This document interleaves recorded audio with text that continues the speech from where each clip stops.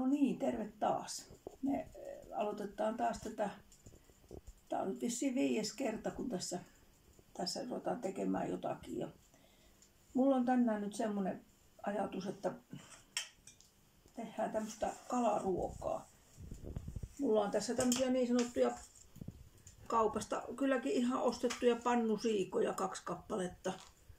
Nämä on niin sievän kokoisia, että nämä pitää paistaa ihan kokonaisena, että näitä ei kyllä passaa ruveta tämän enempää pienimään. Ja aineitahan siinä on hyvin yksinkertaiset. Siinähän ei tässäkään ruoassa kovin ihmeelliset aineet ole, että laitan ruisjauhoa tähän pussiin, suolaa ja pikkasen sitten tämmöistä sitruunapippuria ja paistan voissa. Voissa se kala täytyy kyllä joka kerta paistaa, että se jos paistetaan, ainakaan ei voi paistaa kokonaan öljyssä, että mun mielestä siinä maku kärsii. Sitten mä oon laittanut tänne nousemaan mustikkapiirakkaa varten taikina, ja se on se ihan perus pullataikina, mikä mulla siellä aikaisemmassa jaksossakin oli, missä mä tein laskiaispullia, niin taikina on samanlainen, ja siihen sitten mulla on tuossa mustikoita sulamassa, ja otin siihen kyllä vähän vadelmiakin, kun oli niin pikkuinen tippa siellä pussin pohjalla, että ne saa siellä nyt sulaa ja taikina saa nousta, että saadaan se sitten, mutta katsotaanpas tätä hommaa nyt ekaksi, että mitä tähän niin keksitään. Eli mä teen nyt pikkasen tähän pintaan niin tämmöisiä ihan vähän niin viiltoja tähän kalan pintaan. Ihan siitä syystä, että mä saan niin menemään suolan paremmin tänne, ja sitten tietysti tullehan siitä vähän sitten makua paremmin, kun se on se suola siellä paremmin, ja pannaan molempiin nuo viilot, niin saadaan sitten, on pikkusen eri kokoiset. Mä yritin pyytää sieltä, että samaan kokoisia, mutta kun eihän niitä nyt kasva siellä, mä en tiedä onko nämä nyt merestä vai järvestä, mutta eipä ne nyt kasva just saman kokoiseksi kalatkaan. Sitten minä täältä nyt humpsautan tuohon muovipussiin jonkun verran tätä ruisjauhoa, että mitähän siellä nyt menisi siihen, ei sitä paljon tarvitse. Tuo varmaan piisaa. Olisiko desi? Ehkä. Ja suolaa mä panen sinne pussiinkin kyllä jonkun verran, eli pussiin laitan varmaan ruokalusikallisen verran. Veikkaisin, kun noin ehkä semmoisella omalla tutulla kämmenelläni. Ja sitten pistetään tästä tätä sitruunapippuria varmaan puoli, taikka varmaan teelusikka menee. Ehkäpä sen verran. Mutta mä teen niin, että mä ihan ripsutan tuohon pintaan nyt ensin tähän kalaan tätä suolaa ja hieron sitä pikkasen, että se menisi tuonne sisälle.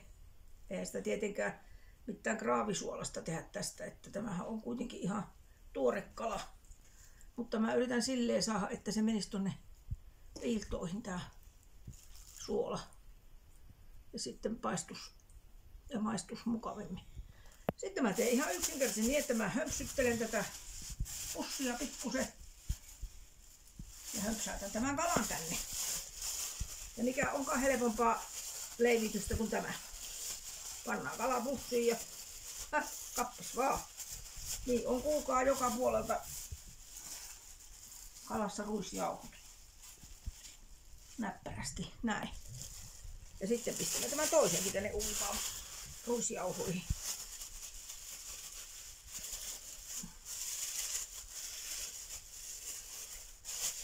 Vautsi. Aika mukavan näköisiä kaloja. Meni sitä vähän tänne pikkusen tänne sisällekin ja saa mennäkin. No, nämä nyt jäi tänne olemaan, ja jos haluaa olla oikein taloudellinen, niin nämähän kannattaa tietysti säästää seuraavaa kalaa varten. Olko se sitten mitä kalaa hyvänsä, samalla ruisjauholla niitä voi samalla tavalla leivittää. Mutta mä tajan ottaa tämän osaston tästä ja mennä tämän voipaketin kanssa sitten, niin jatketaan.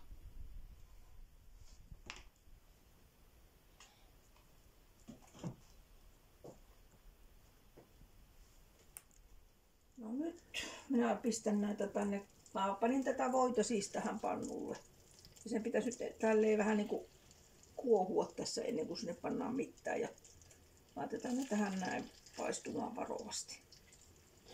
Annetaan olla siinä sitten ihan kaikessa rauhassa. Että paistuu toinen puoli ensin kunnolla ennen kuin mitään kääntämisiä siinä veivataan. Toisessa kattilaan pistin potut kiehumaan ja nekin siellä rupeaa kiehumaan ihan just nyt.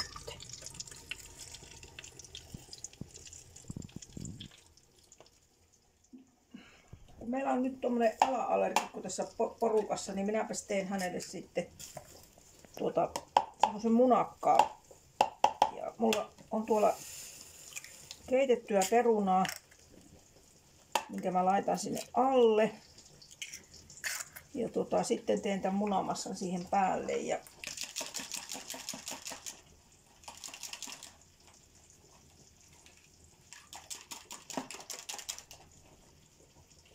taisi käydä niin, että mulla meni tonne. No, siellä on joku pieni kuorenpala, mitä mä en nyt löysin. Tulipahan se sieltä pois. No niin.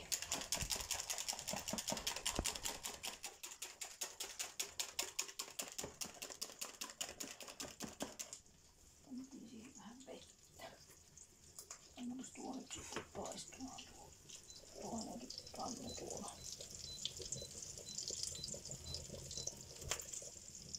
Mä pikkasen nyt käännän näitä ja katsotaan miltä toinen puoli näyttää. Se rupeaisi näyttämään semmoiselta aika kivalta.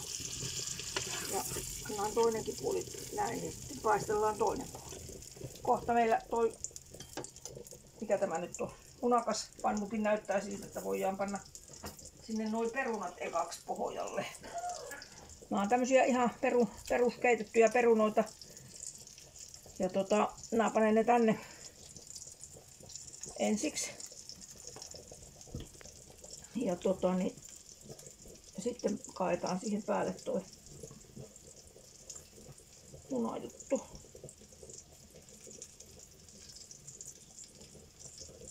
Ja kun on semmonen emäntä, että minä en sitten tykkää heittää näitä eväitä hukkaan, niin kaikki tällä tavalla kuulkaapas menee hyvästi käyttöön. Ei niitä kannata koskaan hävittää ainakaan. Täällä sitten hyvästi rupeaa paistumaan täällä munakkaan pohjalla. Ja sitten se kananmuna valuu tuolta reiistä automaattisesti tonne joka puolelle. Minä pistän näin ensin nämä tänne. Mihinkä asti näitä nyt piisaa sitten. Katsotaan meneekö ympäri vai eikö mene.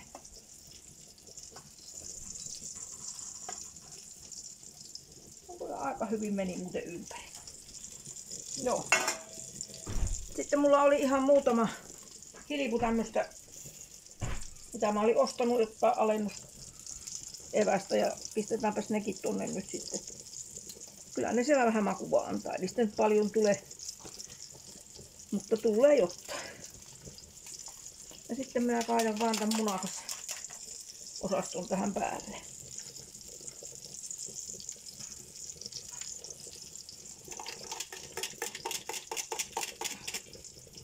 Ja saa siinä sitten hyytyä aika rauhassa. Sillä ei ole mikään kiire. Siihen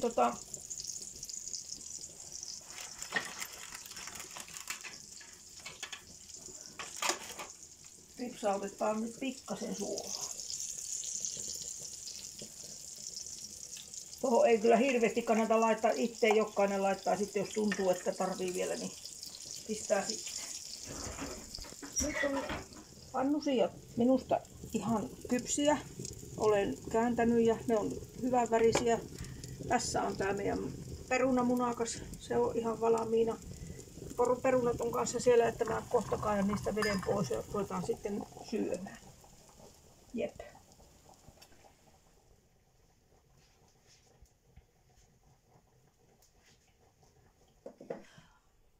No niin. Nyt ei muuta kuin maistetaan miltä maistuu sitten meidän pannusiika. Ja tuossa on meillä vähän salaattiakin. Ja otetaan tämän kalan täältä nyt ensimmäisenä. Isännälle jätetään tuo vähän isompi. Sitten minä otan täältä pari perunaa, että mä saan kuoria ne.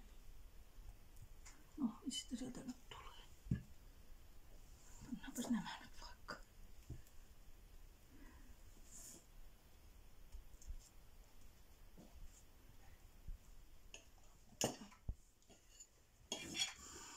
No nyt mä maistan.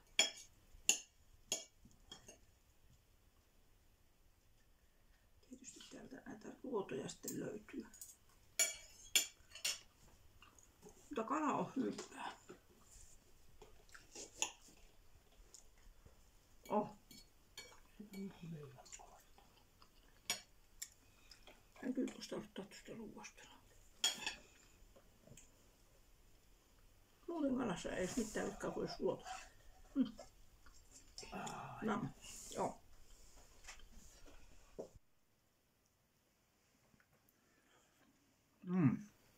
On tämä munakaskin hyvä. Oikein hyvä. Kiitos äiti.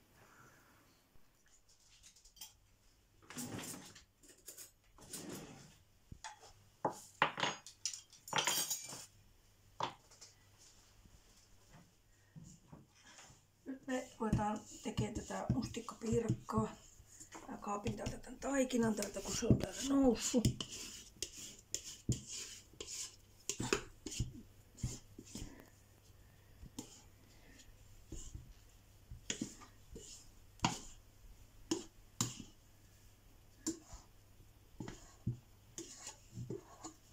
Ja niin kuin näette, niin se on hyvin tuommoista pehmosta taikinaa. Mä tykkään, että se täytyy olla semmoista pehmeitä, ei tule sitten semmoista kovaa siitä piirakastakaan. Näin. Hyvinkin pehmosta.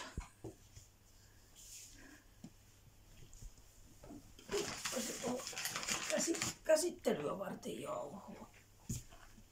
Helpompi käsittely. No niin. Minä otan tästä nyt semmoisen pienen palan syrjään, että mä saan siihen päälle semmoisen kivan kuvion sitten tästä. Mä teen siitä semmoista sitten. Tämä pannaan nyt ensin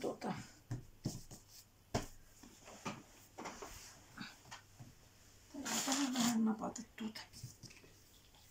kaulimen kätteeni kohta.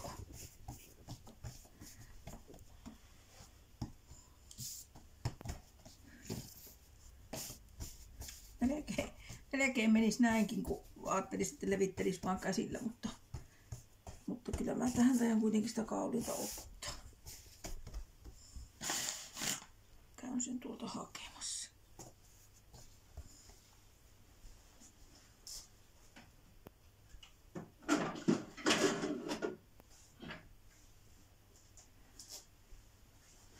No niin. Pikkasen sitä kaulitta.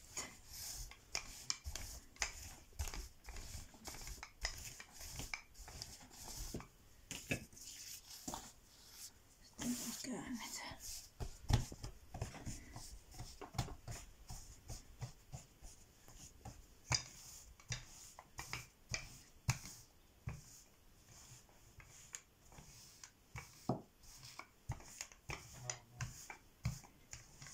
Sitä voi sitten tuossa asetella paremmin tuohon pellille, kun tuolta otetaan tää pelli tähän, mihin mä laitan tämän.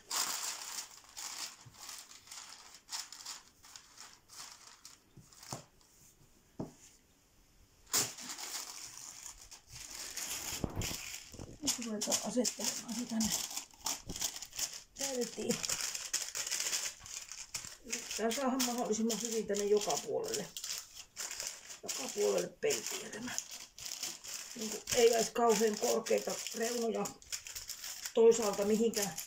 Ja sitten ei tulisi liian ohkanenkaan. Aika hyvähän tähän nyt tulee.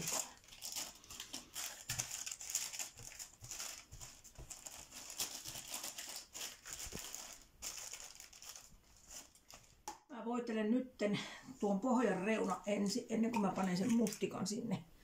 Koska se on minun mielestä vähän hankalampi sitten voidella, kun se mustikka on. Katsotaan tuota munaa vähän rikki.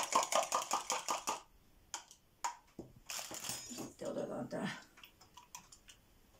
pensseli, millä nämä reunat saadaan voideltua.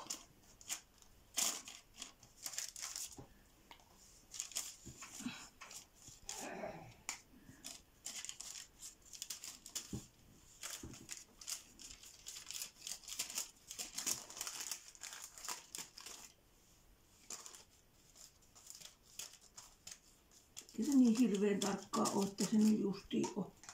Se kyllä välttää. Sitten seuraavaksi mä otan tuon mun marjaosasto. Täällä nyt on nämä mustikat ja sitten siellä on vadelmat ja sitten siellä on vähän hienoa sokeria.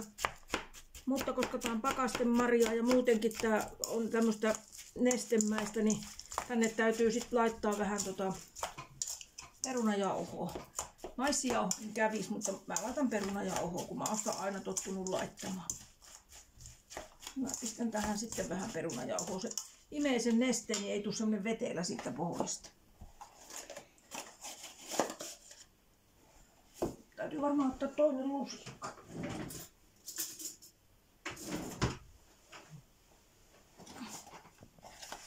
Luulen, että tämmönen ruokalusikallinen taitaa olla ihan vasseli. Ja sitten se sekoitetaan näiden marjojen kanssa. Niin se rupeaa toimimaan, kun se on uunissa tuo piirakka. Mä panin uunin lämpiämään 200, että se on siellä nyt lämpiämässä valmiiksi jo, niin saadaan sitten se heti toimimaan, kun mä rannaan tänne. Mä panen tämän marjan tähän päälle ja yritän levitellä sen sitten sinne. Tämmönen mustikkapiirakka, mikä tehdään tähän pullataikinaan, niin on kai vissiin se perinteinen mustikkapiirakka oikein. Mikä ainakin meidän lapsuudessa tai minun lapsuudessa aina tehtiin, silloin ei tehtykään niitä murotaikinappiirakoita ollenkaan. Kyllä nekin hyviä on, kyllä mä niitä joskus teen, mutta tämä on ihan semmoinen perinteinen mustikkapiirakka. Tähän nyt sitten näitä marjoja levitetään. Tosiaan tässä sitä varelmaakin oli pikkusen, kun siellä oli nyt semmoinen pieni pussin pohja, niin mä ajattelin, että otetaanpahan se siihen mukaan. No siinä. Sitten me saadaan tuo seuraava taikina osasto tähän käyttöön ja minä teen siitä semmosia tuohon päälle semmosia kivoja rihmoja, että tulee vähän niinku näköä tuohon eri lailla tuohon piirakkaan.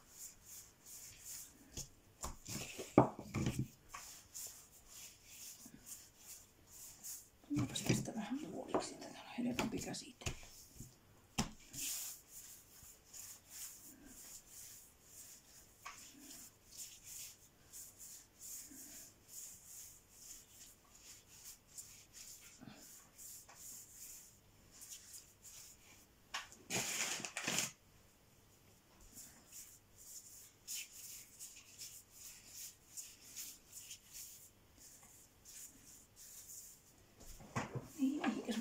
Eka osuus. Mihinkä se sitten laitetaan? Laitetaanko se näin?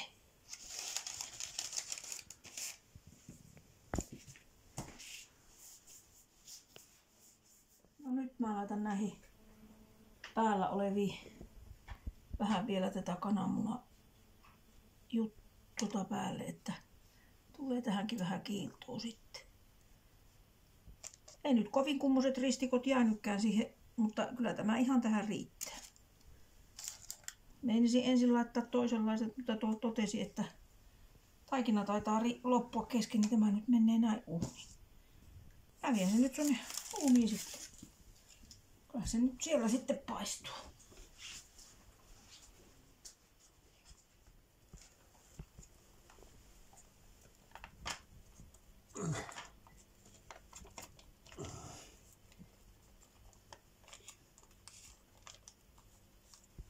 No niin.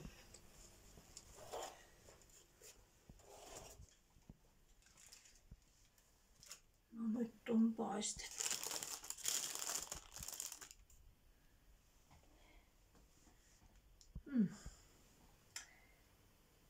Olisi ehkä saanut olla enemmän kuin ruokalusikollinen sitä perunajauhoa, kun vähän nestettä palunut tänne, mutta ei se haittaa. Kyllähän me se syödään siitä sitten. Minäpä laitan kahvin tippuun. No niin, nyt on meidän mustikkapiirakka, tai mustikkavadelmapiirakka uunista tullut ja mä otin siihen vähän vaniljajäätelöä. Maistellaanpa miltä tämä herkku maistuu. Tai maistuuko tää ollenkaan. No.